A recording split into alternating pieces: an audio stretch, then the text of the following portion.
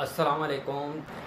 आज की वीडियो बहुत ही ज़्यादा इंटरेस्टिंग है और आज की वीडियो मैं सैलाब के बारे में बना रहा हूँ। और आज आपकी वीडियो में बताऊँगा कि पाकिस्तान में हमारे सियासतदान ये करप्शन अपनी में लगे रहते हैं और अवाम का किसी को गौर व फिक्र नहीं होता। पहली बात है कि केपी के इलाके कोस्तान में 4 और 5 भाई सैलाब में फंस गए। तकरीबन 5 घंटे तक वहाँ फंसे रहे। केपी हुकूमत ने वहाँ एक्शन क्या लेना था, वहाँ उनको 5 घंटे फंसने के बावजूद कोई उनको इमदाद के लिए ना पहुँचा और वहाँ से वो पानी में बह गए और अभी तक एक अफराद की लाश मिली है। दूसरा, पाकिस्तान की आवाम को अपने मकानों की पड़ी है और बहुत ही मुश्किल हालात से गुज़रे हैं।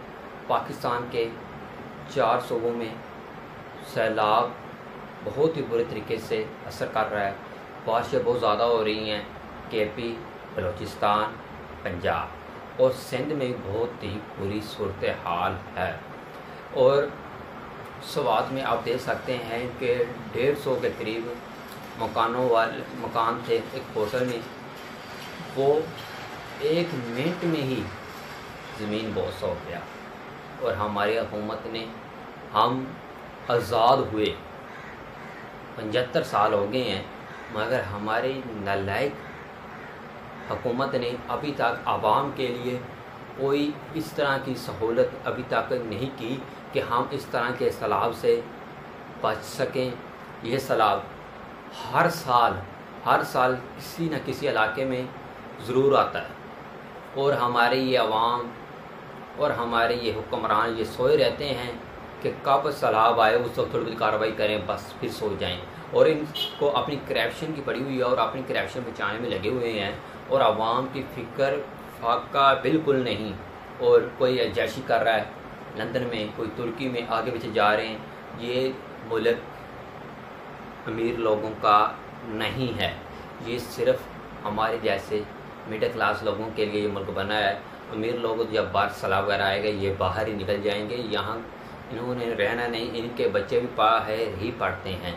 और देख सकते हैं कि सैलाब में कोई भी हुकूमती मशीनरी इस्तेमाल नहीं हो रही और लोग अपनी मदद आपके तहत अपना बंदोबस्त कर रहे हैं, महफूज जगह पर पहुँच रहे हैं। और आप देख सकते हैं कि 5 घंटे वहाँ कोई हुकूमती जहाज़ चल हेलीकॉप्टर पहुँच जाता, उन 5 नौजवानों की ज़िंदगी तो बच जाती, मगर नहीं, इनको क्या एहसास। ये तो अपने महलों में पड़े हैं और अपनी करप्शन में बचाने लगे हुए हैं, अवाम का नहीं सोचते।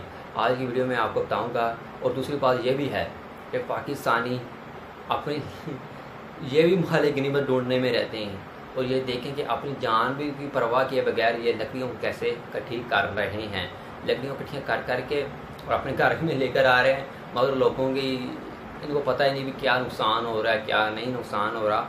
आज की वीडियो में आपको बताने लगा हूँ और प्रूफ के साथ के मकान किस तरह गिर गए हैं और आवाम लकड़ियों को किस तरह महल गनीमत के तौर पर इकट्ठे कर रहे हैं। और 3 भाई किस तरह दरिया तो नहीं है, ये दरिया ही बन गए हैं, जो सैलाब वगैरह आए हुए हैं उसमें बह गए हैं।